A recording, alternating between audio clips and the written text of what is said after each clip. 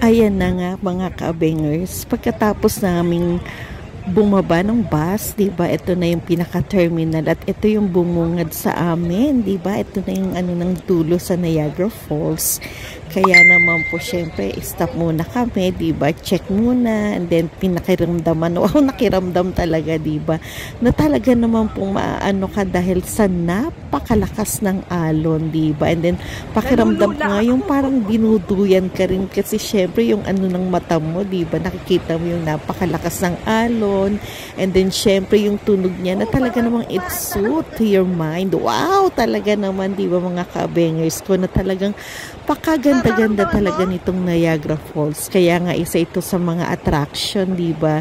Dito sa Canada, pagka ikaw ay pumunta sa Ontario, ito na nga yung ng Canada, ang Niagara Falls. And then syempre may connect yan sa US. At syempre habang kami naglalakad papunta sa hotel namin, pahinto-hinto muna ang lola nyo, diba? Para kahit pa paano may pa-picture, may pa-video sa mga view, so, diba? At ayan na nga, meron din mga yung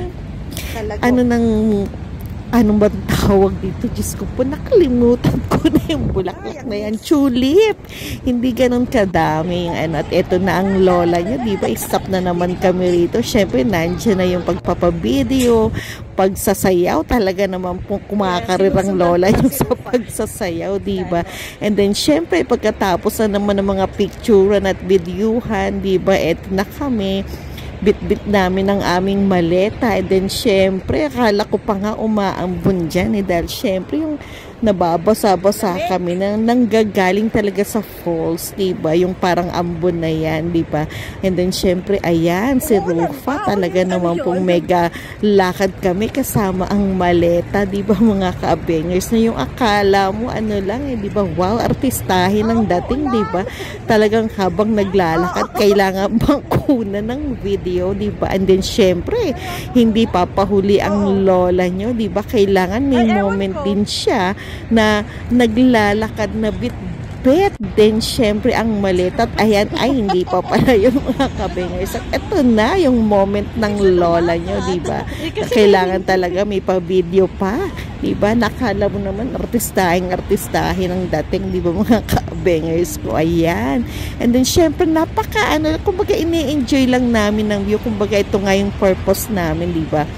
Kung bakit ko to, dahil syempre kahit pa paano maipakita man lang, diba, yung rito sa Niagara Falls. And then marami akong ipapakita sa inyo, kaya sundan nyo lang to mga ka-bangers ko, yung aking series na yan, diba? Wow, journey talaga diba?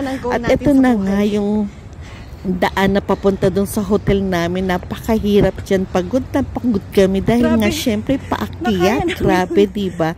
At ayan na nga, talagang halos isang oras din yung dilakad namin, diba? Kasama na syempre yung pagpapapicture namin, pagbibideo namin, na talagang walang kasawa-sawa sa pagpipicture. Ilang beses na ako nakakarating dito pero walang kasawa-sawa.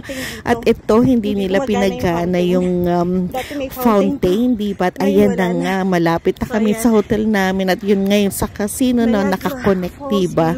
Yung aming hotel dyan. Kaya naman po, mamaya sundan nyo uli kami ha, na ipapakita ko. Kaya see you later.